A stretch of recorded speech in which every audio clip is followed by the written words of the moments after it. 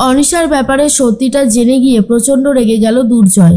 সম্পূর্ণ জানতে ভিডিওটিতে একটি লাইক করে প্রথম থেকেই দেখতে থাকো। গল্পের শুরুতেই দেখা যায় দেবু বারবার করে রিতমকে বলে, বাড়িতে কিন্তু পুলিশ আসছে, এখনো তুমি সবাইকে সবটা জানাওনি, কি যে বিপদ হতে চলেছে জানি না। তার মধ্যেই চলে এসেছে অফিসার আর বলে, এবার বলুন তো আপনাদের পরিবারে ঠিক কি সমস্যা হয়েছে। তখনই জেঠুমণি বলতে শুরু করেছে আর বলে, অফিসার, আমার ছেলে হলো রিতম আর আমার ভাইয়ের ছেলে দুর্জয়। ওরা দুজন মিলে গাড়ি করে বেরিয়েছিল। তো রাস্তায় আমার ছেলে গাড়ি থেকে নেমে জল কিনতে বেরিয়েছিল, আর সেই গাড়িতে করেই কিডন্যাপাররা কিডন্যাপ করে নিয়ে গেছে আমার ভাইয়ের ছেলে দুর্জয়কে। তাই আমরা খুবই ব্যতিব্যস্ত হয়ে উঠেছি। এর মধ্যে অফিসার বলে, বুঝলাম। বলছি, কিডন্যাপাররা কি কোনো ফোন করেছিল, মুক্তিপণ চেয়েছে? তখনও জেঠুমণি বলে, না, এখনও চাইনি, এখনো পর্যন্ত কোনো ফোন আসেনি আমাদের কাছে। অফিসার বলে, অনেকক্ষণই তো হলো, তবুও ফোনটা আসেনি। তবে আপনারা যেই ফোন নাম্বারটা আমাদেরকে দিয়েছিলেন, আমরা সেই ফোন নাম্বার ট্র্যাক করেছিলাম, কিন্তু সেখানে গিয়ে বিশেষ কোনো লাভ হয়নি, কিছুই আর কি পাওয়া যায়নি। তার মধ্যেই দেবু বলে, রিতম আর দেরি করো না, ফোনটা করে ফেলো, আমার কিন্তু খুব ভয় লাগছে। তখনই রিতম বলে, আরে বাবা দাঁড়াও না, আমার রানীর সাথে কথা হয়েছে, রানী বলেছে বাড়িতে যদি পুলিশ আসে তাহলে আমি যেন আসতে দেই।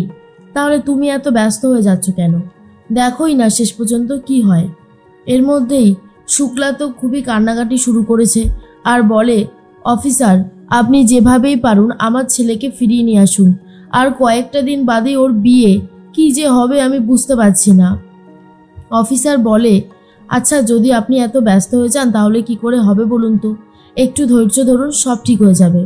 এর মধ্যেই রিতম বারবার করে ভাবে রানী দুর্জয়কে নিয়ে তাড়াতাড়ি চলে আসুক, তারপরেই সমস্ত সমস্যা মিটে যাবে। এর মধ্যেই জেঠুমণি বলে, আচ্ছা অফিসার, ওরা শহরের বাইরে বেরিয়ে যেতে পারবে না তো? অফিসার বলে, না না, আমি নাকা চেকিংগুলোতে বলে দিয়েছি সমস্ত গাড়ি যেন চেকিং করে তবেই ছাড়া হয়, আপনি একদম চিন্তা করবেন না, আমরা যত রকমের পরিস্থিতি সামলে নিচ্ছি, আমরা সবটা দেখছি। এরপর অফিসার চলে যায়। রিতম তখন ফোন করে রানীকে আর বলে, বলছিলাম যে রানী, তুমি কখন আসছো বলো তো? রানী তখন বলে, রিতম দা, আমি দুর্জয়কে নিয়ে এক্ষুনি আসছি, তবে দুর্জয়ের এখনো জ্ঞান ফেরেনি। রিতম বলে, কখন ফিরবে জ্ঞান? আর তার মধ্যে রানী বলে, আর একটু সময় হয়তো লাগবে, আমি এই দিকটা সামলে নিচ্ছি, তুমি কিছুক্ষণ ওই দিকটা সামলে নাও। রিতম বলে, আচ্ছা ঠিক আছে। এর মধ্যেই তো দেবু বলে, রিতম কি বললো রানী? তখন রিতম বলে, রানী এটাই বলল ও ভাইকে নিয়ে আসছে। শুনে তো রানী খুবই খুশি হয়। রানী মনে মনে ভাবে, যাক, এত দিন পর আমি দুর্জয়কে নিয়ে ফাইনালি বাড়ি ফিরতে চলেছি। এর মধ্যেই দেবু জিজ্ঞেস করে, রানী ঠিক আছে তো? আর অনিশাদি, ও আবার কোনো ক্ষতি করে দেবে না তো? রিতম বলে, আরে বাবা না, আগে আসো কি না, তারপরেই তো সবটা শোনা যাবে। এদিকে দেখা যায় দেবু কাকিমণির চোখের জল মুছিয়ে দিতে থাকে। আসলে দুর্জয় তো কিডন্যাপ হয়নি, সেটা খুব ভালো মতনই জানে দেবু আর রিতম, তাই কাকিমণিকে কান্নাকাটি করতে বারণ করে। কিন্তু কাকিমণি তো কান্নাকাটি করতেই থাকে আর বলে, আমার ছেলেটার সাথে যে কি শুরু হয়েছে আমার একদম ভালো লাগছে না, মন মেজাজ সবই ভেঙে গেছে একদম। তার মধ্যেই রিতম বলে, আচ্ছা কাকিমণি, পুলিশ তো দেখছে, তুমি এ বিষয়ে একদম কান্নাকাটি করো না।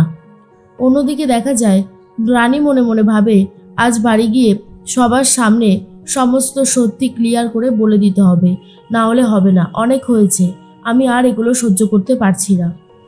তার মধ্যেই দেখা যায় রানী দেখতে পায় হঠাৎ করে একটা বাচ্চা সামনে চলে আসে, যে কিনা হুবহু দুনির মতন একটা ড্রেস পরেছিল। রানী তো তাড়াতাড়ি করে গাড়ি থেকে নেমে গিয়ে দুনি ভেবে বাচ্চাটাকে কোলে নিয়ে নেয় আর বলে, এ কি, বাচ্চাটার সাথে কেউ নেই কেন? কেউ আছেন? বাচ্চাটা কার? তখনই একজন মহিলা এসে বলে, এটা আমার বাচ্চা।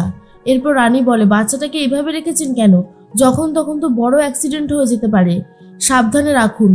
এরপর এই বাচ্চাটার মা বলে, আসলে একজন এলো, অনেকটা টাকা দিয়ে বলল আমি যেন আমার মেয়েকে এই ড্রেসটা পরাই, আর তারপর এখানে রেখে দিই। আমিও বুঝতে পারলাম না কি হলো। রানীর একটু সন্দেহ হয়। এর মধ্যেই মহিলাটা বাচ্চাটাকে নিয়ে তো চলে যায়, কিন্তু রানীর কাছে একটা ফোন আসে আর ফোন করেছে অনিশা। বলে, কি রানী, ভয় পেয়ে গেলে? ভাবলে দুনি ছিল? তবে ভয় পাওয়াটা স্বাভাবিক ব্যাপার। ভালোই হয়েছে একটু ভয়টয় পাচ্ছ, কারণ তুমি ভেবেছিলে তোমার ওপরে গিয়ে কথা বলার আর কেউ নেই, তাই না?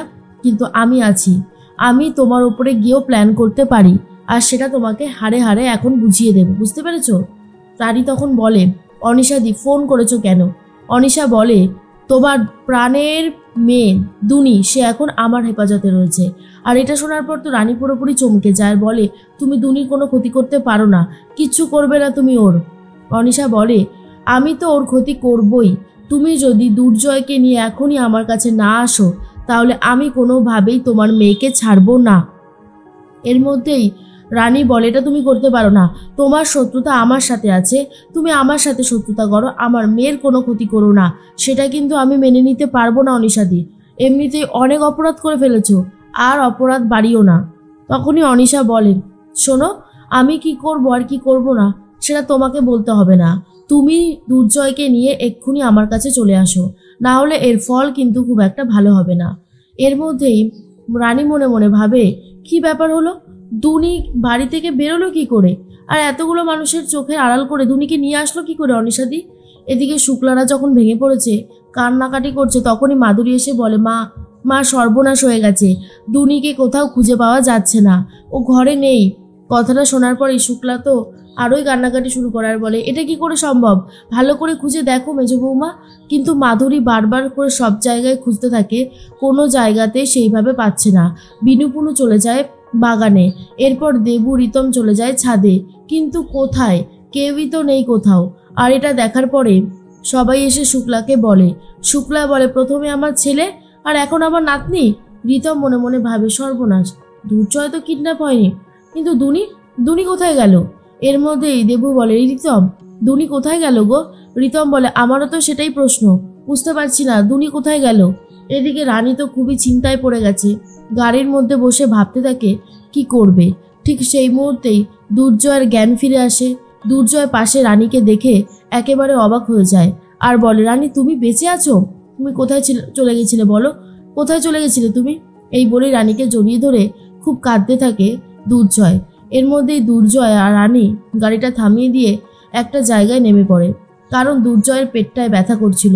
আর তখন রানী বলে, ঠিক আছে তুমি জল খাবে? দুর্জয় বলে, না জল খাবো না, কিন্তু এত ব্যথা হচ্ছে কেন বুঝতে পারছি না। তখনই রানী বলে, কারণ তোমার ওই জায়গাটায় কোনো কাঁচ দিয়ে কিছু কাটেনি, তোমার ওই জায়গাটাতে ইচ্ছে করে অপারেশন করে এই ট্রান্সমিটারটা ঢুকিয়ে দিয়েছিল অনিশাদি, যাতে তুমি যখন যে কথাটা বলবে ও সেই কথাটা নিজের বাড়িতে বসে শুনতে পাবে। দুর্জয় বলে, কি বলছো রানী? রানী তখন বলে, ঠিকই বলেছি। আর এসব শোনার পরে অনিশার ওপরে প্রচণ্ড রেগে যায় দুর্জয়। আর যখন শুনতে পারে দুনি মিসিং, দুনিকে কিডন্যাপ করেছে, তখন তো দুর্জয়ের আরোই বেশি রাগ হয়। আর এবারে কিন্তু বোঝাই যাচ্ছে অনিশার দিন শেষ।